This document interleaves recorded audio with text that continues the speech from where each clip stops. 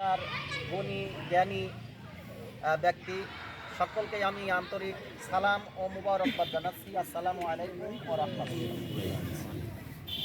প্রথমেই আমাদেরকে এমন একটা সুন্দর পরিবেশে বসার সুযোগ করে দিয়েছেন, যে সময়টায় আমরা বসেছি গত বছর এইভাবে এরকম মাহফিল করার মতো কোনো সুযোগ আমাদের ছিল না। সেই মহান রব্বুল আলামিন আমাদেরকে মাহফিল করার মতো, খোলা মাঠে কোরআনের কথা বলার মতো যে সুযোগ করে দিয়েছেন, সেজন্য সেই মহান রবের দরবারে প্রাণ খুলে শুকরিয়া আদায় করছি, পড়ছি আলহামদুলিল্লাহ।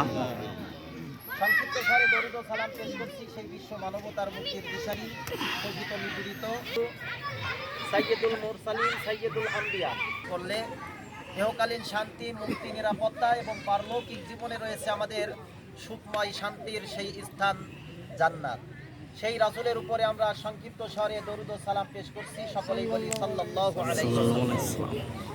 সম্মানিত উপস্থিতি, আসলে এখানে যে বিষয়গুলো নিয়ে আলোচনা করা হয়েছে, আমার মনে হয় আর কিছু বিষয় রয়েছে বলে আমার মনে হচ্ছে না। তো বাস্তবায়ন কমিটি তারা ডেকেছেন উপদেষ্টাদের মধ্য থেকে অনেক কথাই এসে পড়েছে। খলিলুর রহমান উনি খুবই কোরআন মাহফিল, এটা আমরা মানুষের কাছে আল্লাহর বাণীগুলা পৌঁছানোর জন্য আমরা যে সুব্যবস্থা করেছি,